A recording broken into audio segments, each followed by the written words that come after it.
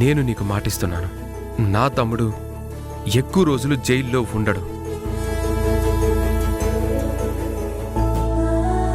నేనలా ఉండనివ్వను. నువ్వు మాత్రం దిగులు పడుతూ ఆరోగ్యాన్ని పాడు చేసుకోకమ్మా.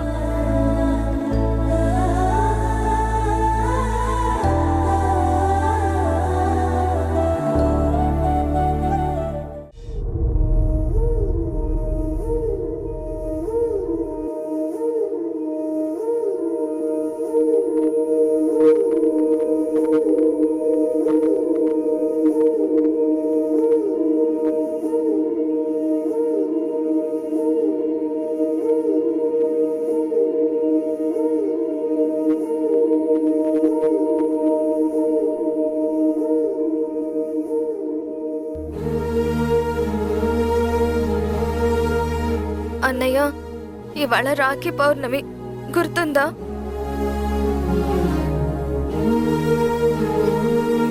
ఇప్పటిదాకా ప్రతి రాఖీ పండక్కి నా ముగ్గురు అన్నయ్యలకి రాఖీ కట్టి నేనెంతగానో మురిసిపోయేదాన్ని.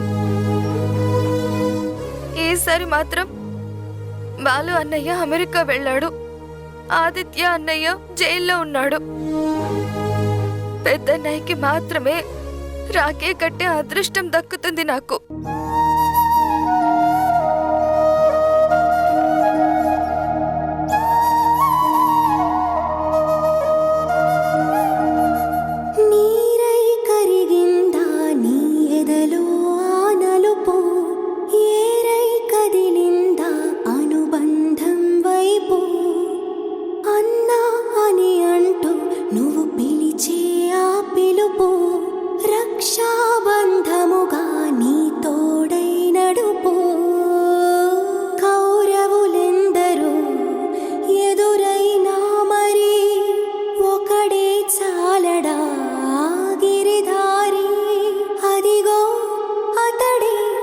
అతడే హితుడు బాంధవుడు,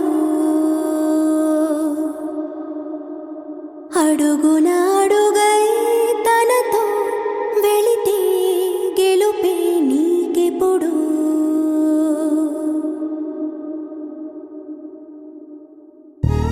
అమలు, అన్నయ్య,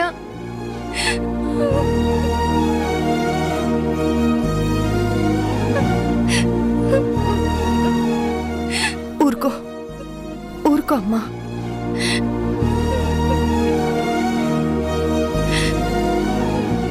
అమలు, నీ బాధ నాకు అర్థమైంది. కానీ ఒక్క మాట చెప్తాను విను. జీవితం అంటే సంతోషం వచ్చినప్పుడు పొంగిపోవడం, కష్టాలు వచ్చినప్పుడు కృంగిపోవడం కాదమ్మా. లైఫ్ అంటే అన్నిటినీ ఫేస్ చేయాలి. రాము, అది చిన్నపిల్లరా, దానికేం తెలుసు. ఆదిత్య జైలుకి వెళ్ళిన దగ్గర నుంచి అది లోపలే కుమిలిపోతుంది. ఎవరు ఏం చేయలేరా తాతయ్య అని నా దగ్గరకు వచ్చి ఏడుస్తుంటే నా గుండె తరుక్కుపోతుందిరా.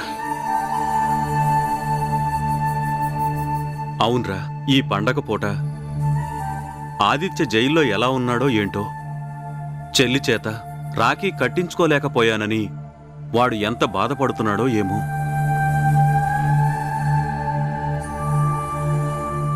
మనం ఎంత బాధపడితే ఏంటి, జరగకూడదే జరిగిపోయింది. నా బిడ్డ జైలు పాలయ్యాడు. అందుకే ఊరంతా పండగ చేసుకుంటుంటే మన ఇంట్లో మాత్రం ఏమీ చేయబుద్ధి కాక నేనిలా ఉండిపోయాను.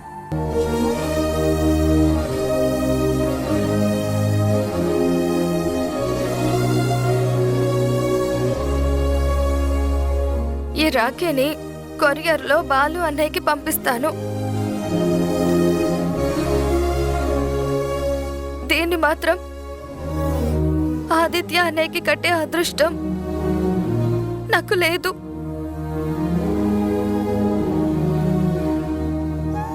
అమలు, పద వెళ్దాం. రామ్, ఎక్కడికి రా?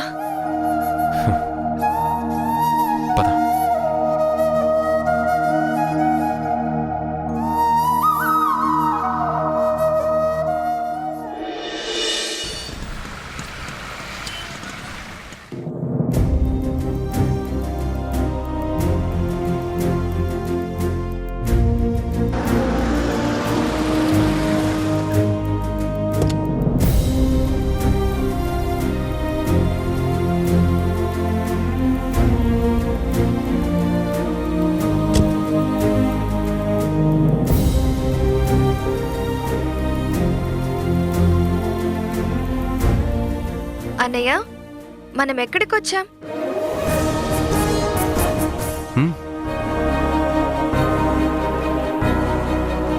ఆదిత్యకు రాఖీ కట్టాలన్నావు కదా, పద.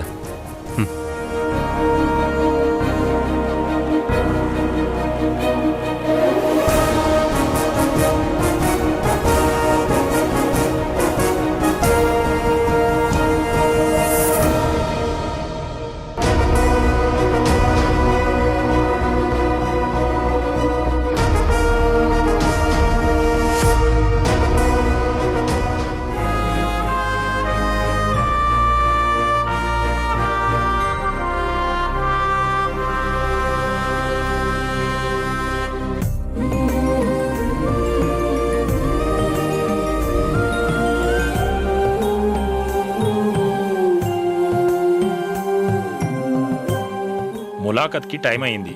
నిన్నెవరో కలవడానికి వచ్చారు. నన్నా? నిన్నే. పద.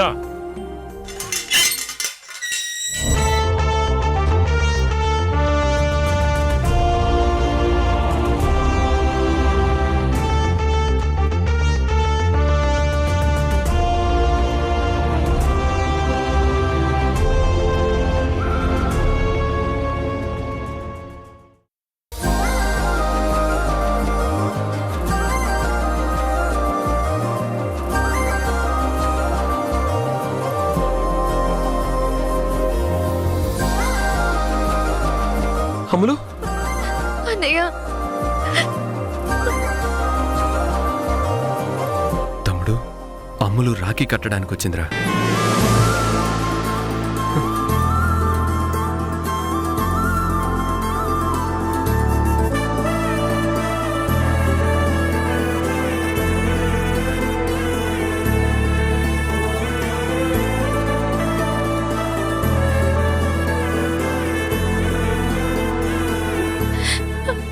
బుల్లన్నయ్య, ఈ రాఖీ పండుగ రోజు నీకు ఇలాంటి స్థితిలో రాఖీ కట్టాల్సి వస్తుందని నేను కల్లో కూడా అనుకోలేదు.